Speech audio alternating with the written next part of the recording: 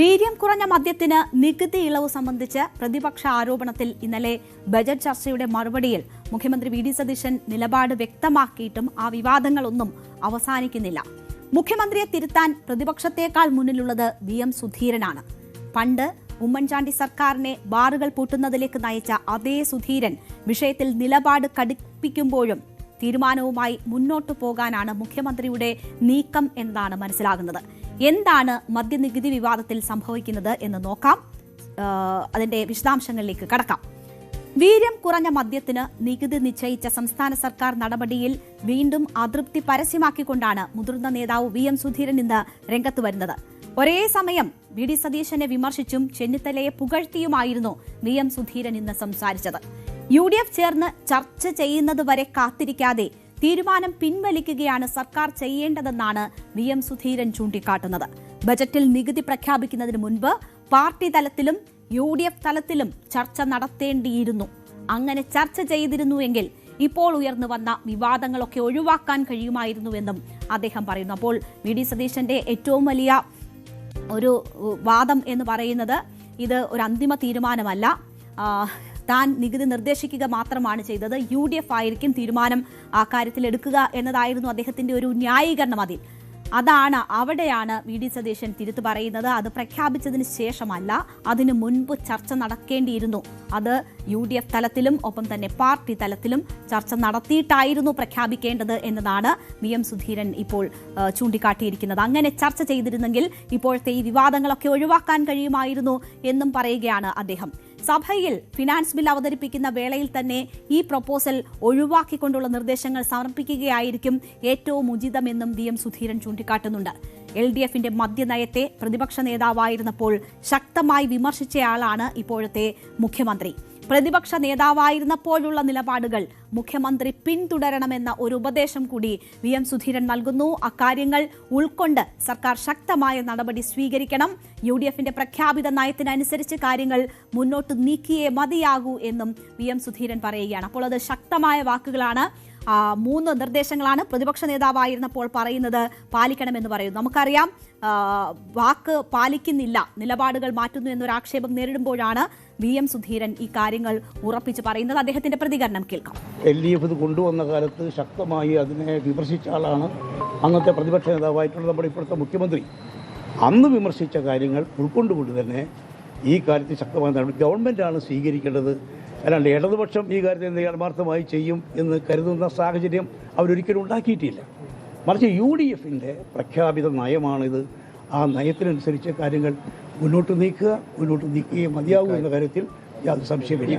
ഈ തീരുമാനം പിൻവലിച്ചിട്ട് ചെയ്യുന്നതായിരുന്നു ഏറ്റവും ഉചിതം. നമ്മുടെ ജനാധിപത്യ ഗവൺമെൻറ്റുകളെ സംബന്ധിച്ചിടത്തോളം എടുക്കുന്ന ഓരോ തീരുമാനവും സ്വീകരിക്കുന്ന ഓരോ നടപടിയും അങ്ങേയറ്റം ഔചിത്യം നിലനിർത്തിക്കൊണ്ട് വേണം മുന്നോട്ട് നീക്കാൻ. സർക്കാരിൻ്റെ വിശ്വാസ്യതയ്ക്ക് മങ്ങലേൽക്കുന്ന ഒരു തീരുമാനം പോലും ഉണ്ടാകാൻ പാടില്ല. സന്ദർഭവശാൽ ഒരു കാര്യം കൂടെ പറയട്ടെ, കേരളത്തെ സംബന്ധിച്ചിടത്തോളം ഈ ഗവൺമെൻറ്റിനെ പോലെ ഇത്രയേറെ ജനപിന്തുണ നിലവിൽ വന്ന ഗവൺമെൻറ്റുകൾ വളരെ വിരളമാണ്. അതുകൊണ്ടൊരു മാതൃകാ ഗവൺമെൻറ്റായി ഇത് പ്രവർത്തിക്കപ്പെടുത്തിയെന്നാണ് ഞങ്ങളെപ്പോലുള്ള ആളുകൾ ആഗ്രഹിക്കുന്നത്. അതുകൊണ്ട് ഓരോ തീരുമാനം സുതാര്യത നിലനിർത്തി നേരെ ചൊവ്വേ കാര്യങ്ങൾ ജനങ്ങൾ തുറന്നു പറഞ്ഞ് ഒരു കാരണവശാലും പിൻവാതിൽ നടപടികളില്ലാതെ ഈ കാര്യങ്ങൾക്ക് മുന്നോട്ട് നീക്കേണ്ടിയിരുന്നു. അതാണ് ഏറ്റവും ഉചിതമായിട്ടുള്ളത്. ഇനിയെങ്കിലും എനിക്ക് പ്രത്യേകിച്ച് പറയാനുള്ളത്, ഫിനാൻസ് ബില്ല് അവതരിപ്പിക്കുന്ന ഘട്ടത്തിൽ ഇത് ഒഴിവാക്കിക്കൊണ്ട് നടപടി സ്വീകരിച്ച് സഭയിൽ അവതരിപ്പിച്ചുകൊണ്ട് മുന്നോട്ട് നീങ്ങുകയാണ് ഏറ്റവും ഉചിതം. ഇനി അതിന് വൈകരുത് എന്നാണ് എൻ്റെ വിനീതമായ അഭിപ്രായം. അപ്പോൾ ഇതൊക്കെയാണ് വി എം സുധീരന് സർക്കാരിനോട് പറയാനുള്ളത്.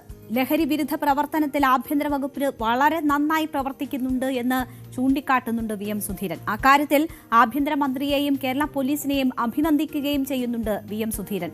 ആ വി എം സുധീരനാണ് വി ഡി സതീശനോട് ചില നിർദ്ദേശങ്ങൾ മുന്നോട്ട് വയ്ക്കുന്നത്. നമുക്കറിയാം, നിലപാടുകളുടെ രാജകുമാരനായിട്ടാണ് പ്രതിപക്ഷ നേതാവായിരുന്നു വി.ഡി. സതീശൻ അറിയപ്പെട്ടിരുന്നത്. ആ വി.ഡി. സതീശനോട് ഇന്ന് വി.എം. സുധീരന് പറയേണ്ടി വരികയാണ്, പ്രതിപക്ഷത്തിരുന്ന് പറഞ്ഞ കാര്യങ്ങൾ പാലിക്കണം, അതായത് നിങ്ങൾ വാക്ക് പാലിക്കണം എന്നതാണ് മുതിർന്ന നേതാവായ വി.എം. സുധീരൻ മുഖ്യമന്ത്രിയോട് പറയുന്നത്. മറ്റൊന്ന്, ഏറ്റവും കൂടുതൽ ഇടതുപക്ഷ ഭരണത്തിൽ വിമർശനം നേരിട്ടത് അവിടെ കൂടിയാലോചിച്ചിട്ടുള്ള തീരുമാനങ്ങൾ ഉണ്ടാകുന്നില്ല, എല്ലാം ഏകപക്ഷീയമായി തീരുമാനിക്കപ്പെടുന്നു, അത് പിണറായി വിജയന്റെ തീരുമാനം മാത്രമായി എല്ലാം മാറുന്നു എന്നതാണ്. അവിടെ ഒരു ഏകാധിപതിയായി പിണറായി വിജയൻ ഉണ്ടാകുന്നു എന്നതായിരുന്നു ഏറ്റവും വലിയ വിമർശനം.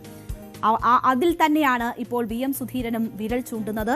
കൂട്ടായ തീരുമാനമാണ്. UDF-നെ സംബന്ധിച്ച് കൂട്ടായ തീരുമാനങ്ങൾ എടുക്കണം, വളരെ സൂക്ഷ്മമായിട്ട് വേണം തീരുമാനങ്ങൾ എടുക്കേണ്ടത്, ഔചിത്യത്തോടു കൂടി വേണം വിഷയങ്ങൾ കൈകാര്യം ചെയ്യേണ്ടത് എന്ന കാര്യം സൂചിപ്പിക്കുകയാണ്. അപ്പോൾ അവിടെയും തിരുത്ത് വേണം ഈ സർക്കാരിന് ഒരു മാസം പിന്നിടുമ്പോൾ എന്നതാണ് വി.എം. സുധീരൻ സൂചിപ്പിക്കുന്നത്. മറ്റൊരു കാര്യം, ഈ വിഷയവുമായി ബന്ധപ്പെട്ട് ഇപ്പോൾ വലിയ വിവാദങ്ങളുടെ പശ്ചാത്തലത്തിൽ ഒരു തിരുത്തുണ്ടാവുകയാണ്. ആ തിരുത്തുണ്ടാകുമ്പോൾ അതെങ്ങനെ വേണം എന്നതുകൂടി വി.എം. സുധീരൻ ചൂണ്ടിക്കാട്ടുന്നുണ്ട്. ആദ്യം ഈ തീരുമാനം പിൻവലിച്ചുകൊണ്ട് വേണം അവിടെ തിരുത്തൽ നടപടികൾ ആരംഭിക്കാൻ എന്നതാണ്. പക്ഷേ അതല്ല ഉണ്ടായിരിക്കുന്നത്. ആ തീരുമാനത്തിൽ ഇപ്പോൾ ഉറച്ചു നിൽക്കുക തന്നെയാണ്. അത് UDF-ന് തീരുമാനിക്കാം എന്ന് പറയുകയാണ് മുഖ്യമന്ത്രി ചെയ്തിരിക്കുന്നത്. വിഷയത്തിൽ വി.ഡി. സതീശനെ പ്രതിസ്ഥാനത്ത് നിർത്തി തന്നെയാണ് പ്രതിപക്ഷവും നീങ്ങുന്നത്. വീര്യം കുറഞ്ഞ മദ്യത്തിന് ആരും അറിയാതെ നികുതി ഇളവ് ചെയ്തു കൊടുത്ത് കൈയോടെ പിടിച്ചപ്പോൾ മുഖ്യമന്ത്രി നുണകൾ പറയുകയാണ് എന്ന് മുൻമന്ത്രി MP രാജേഷ് കുറ്റപ്പെടുത്തി. വേഗത്തിലും തിടുക്കത്തിലുമാണ് നികുതി ഇളവ് നടപ്പാക്കാനുള്ള ഫയൽ നീക്കം നടന്നത്.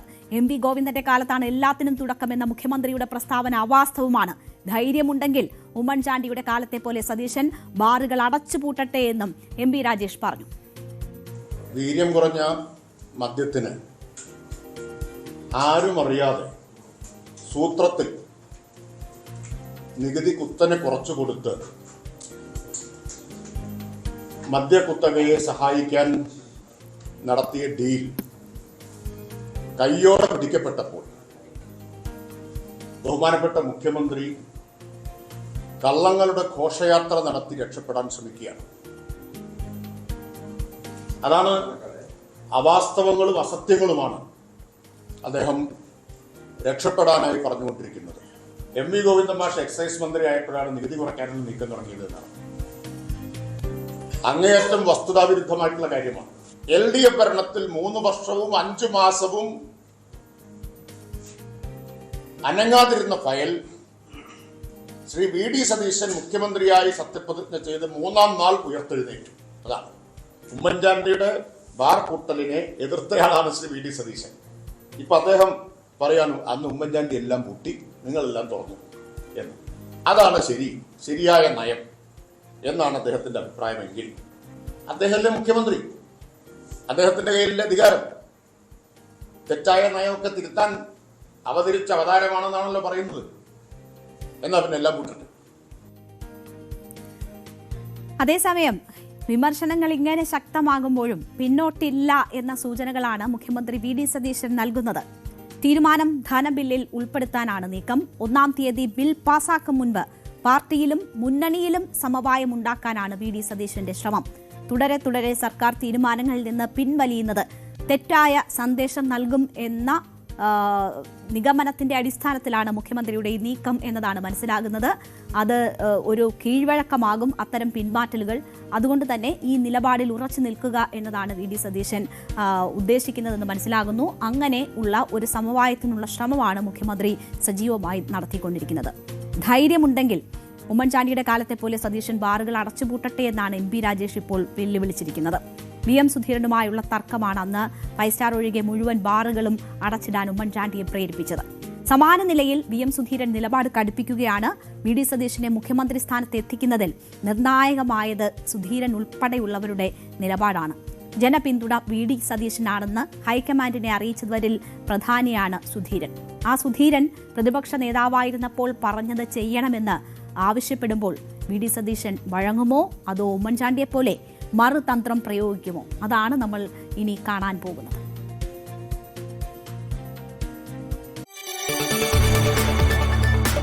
കൂടുതൽ വാർത്തകൾക്ക് News 18 കേരളം യൂട്യൂബ് ചാനൽ സബ്സ്ക്രൈബ് ചെയ്യുക.